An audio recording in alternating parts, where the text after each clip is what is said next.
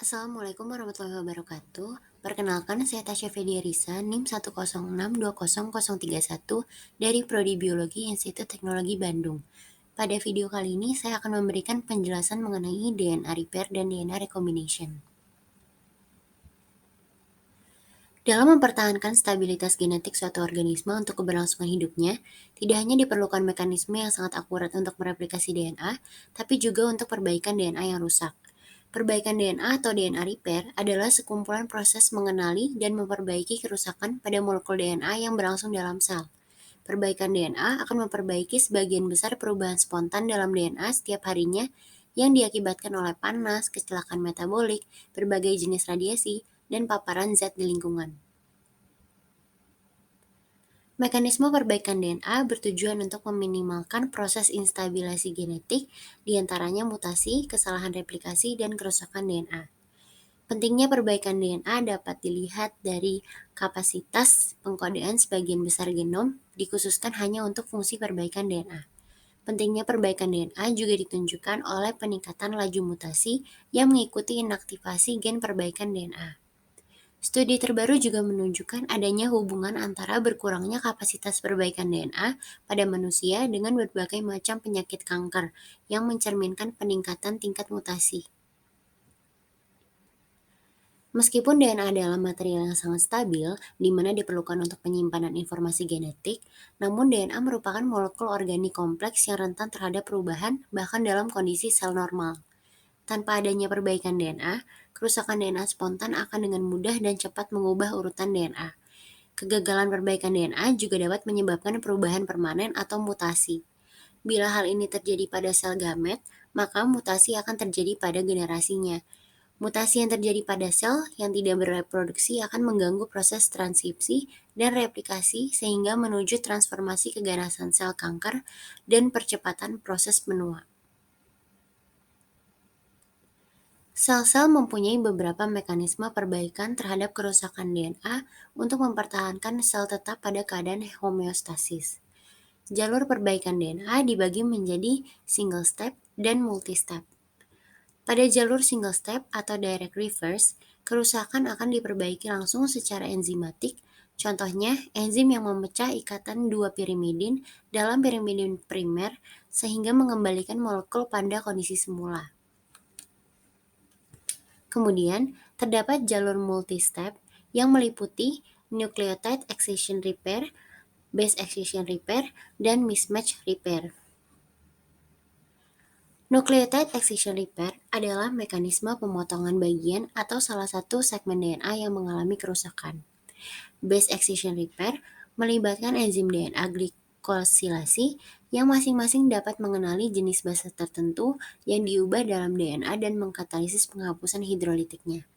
Ketika enzim menemukan basa rusak yang dikenalinya, enzim akan menghilangkan basa tersebut dari gulanya. Mismatch repair adalah tahap perbaikan kesalahan-kesalahan yang terjadi ketika DNA disalin.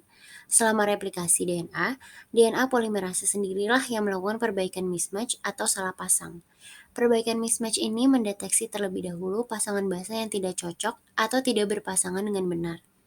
DNA polimerase mengoreksi setiap nukleotida terhadap cetakannya, begitu nukleotida ditambahkan pada untaian. Dalam mencari nukleotida yang pasangannya tidak benar, polimerase memindahkan nukleotida tersebut kemudian melanjutkan kembali sintesisnya. Segmen DNA yang membawa basa yang salah akan dibuang sehingga terdapat celah atau gap di dalam untai DNA. Selanjutnya, dengan bantuan enzim polimerase, celah ini akan diisi oleh segmen baru yang membawa basa yang telah diperbaiki, yang kemudian dilekatkan dengan bantuan enzim ligase.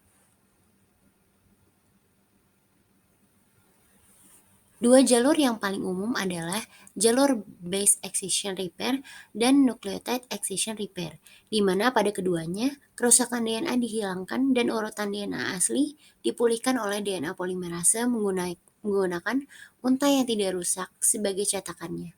Lalu sisa pemutusnya disegel oleh DNA ligase. Jalur base excision repair dimulai dengan DNA glikosilase. Di sini, enzim urasil DNA glikosilase menghilangkan sitosin yang tidak sengaja terdeaminasi dalam DNA. Setelah itu, gula fosfat dengan basa yang hilang dipotong oleh aksi berurutan AP endonuklease dan fosfodiesterase. Salah satu nukleotida kemudian diisi oleh DNA polimerase dan DNA ligase. Hasil akhirnya adalah urasil yang tidak sengaja dihasilkan akan dikembalikan menjadi sitosin. Lalu yang kedua, jalur nucleotide excision repair. Pada bakteri, setelah kompleks multienzim mengenali lesi seperti dimer pirimidin, akan dibuat satu potongan di setiap sisi lesi. Dan DNA helikase terkait kemudian akan menghilangkan seluruh bagian unta yang rusak. Pada gambar, menunjukkan ada 12 celah nukleotida yang ditinggalkan. Pada manusia, setelah DNA yang rusak dikenali, helikase akan melepaskan dupleks DNA secara lokal. Celah besar yang dihasilkan dalam heliks DNA kemudian diperbaiki oleh DNA polimerase dan DNA ligase.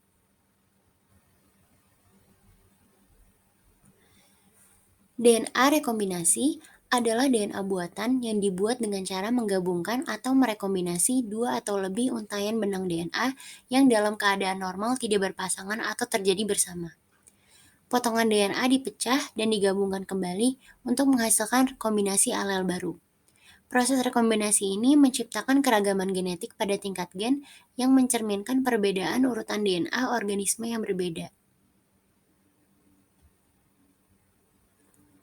Rekombinasi homolog merupakan proses penting untuk perbaikan free error dari kerusakan kromosom, terutama kerusakan untai ganda dan replication fork yang rusak atau terhenti.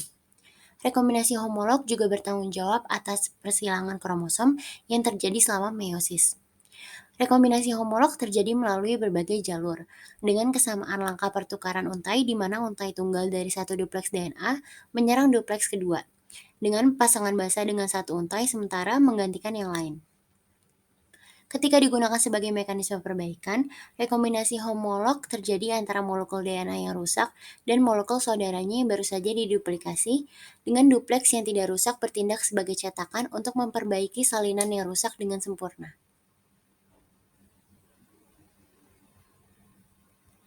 Rekombinasi homolog menghasilkan molekul DNA yang membawa kombinasi baru gen sebagai hasil dari pertukaran bahan yang disengaja antara kromosom yang berbeda.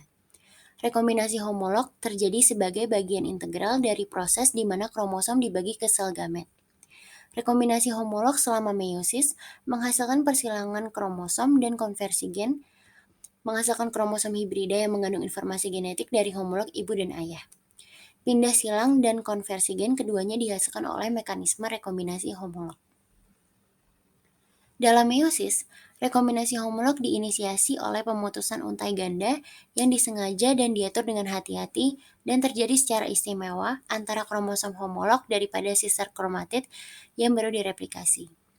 Hasilnya dapat berupa dua kromosom yang telah disilangkan, yaitu kromosom di mana DNA di kedua sisi situs pemasangan DNA berasal dari dua homolog yang berbeda, atau dua kromosom non-persilangan.